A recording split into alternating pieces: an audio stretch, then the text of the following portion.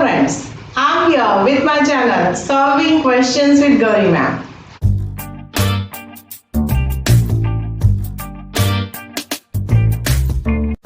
Here we solve questions from IIT JAM examination.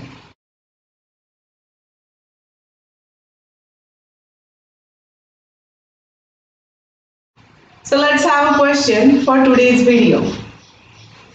Viral capsids are made up of morphological subunits called capsomers. One of the common capsomers is icosahedral. The icosahedron is a regular polyhedron with 16 triangular facets and 12 vertices, 20 triangular facets and 12 vertices, 16 triangular facets and 16 vertices, or 20 triangular facets and 16 vertices. This is a 2-mark MCQ type of question from paper of Biotechnology 2018.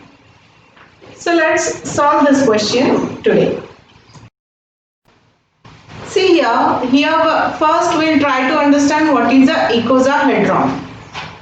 When we think in reference to geometry, icosahedron is the shape which is having 20 faces and 12 vertices. That shape itself is called as a icosahedron. So, some of the viruses are having capsid. The capsid, the outer covering of the virus, which is a type of icosahedron. Inside this capsid, there is a genetic material present in the virus. The example of the virus which is showing this type of capsid is a adenovirus. In adenovirus, we find the icosahedron symmetry. This appears spherical. When we observe this under the electron microscope, initially we find it like a spherical. This is a very favorite shape which is favored by the nature.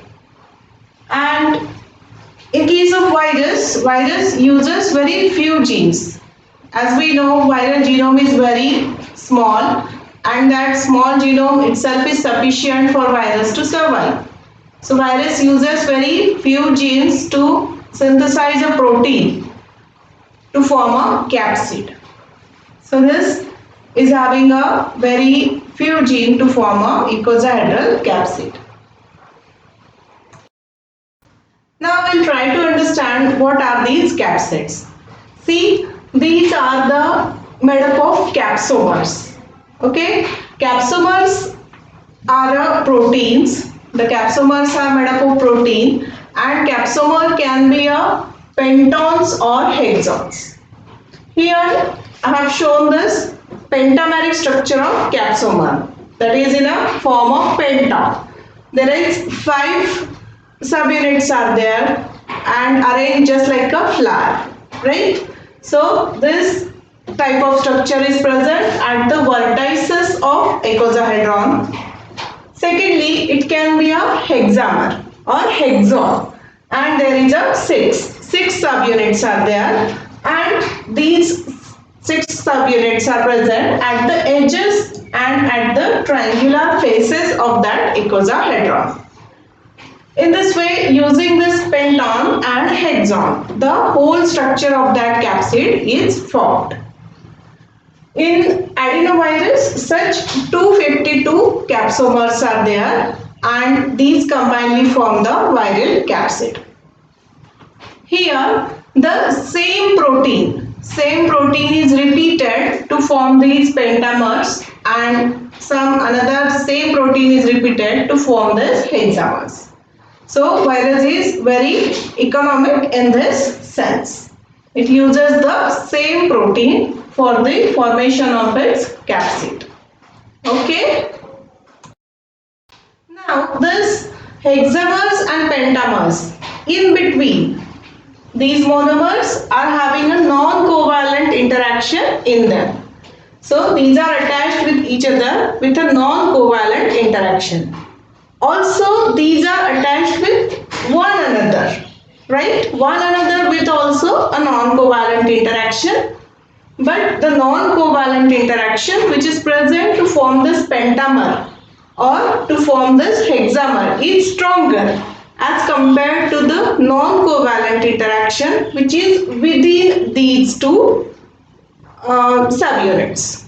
Okay, so if we dissociate the capsid, if we use some method to dissociate this capsid, we can find this hexamers and pentamers in a solution because the interaction in between these subunits is stronger, so they get separated combinedly. Okay, so in this way, this is a icosahedral capsid structure which is having capsomers, can be a pentameric or a hexameric.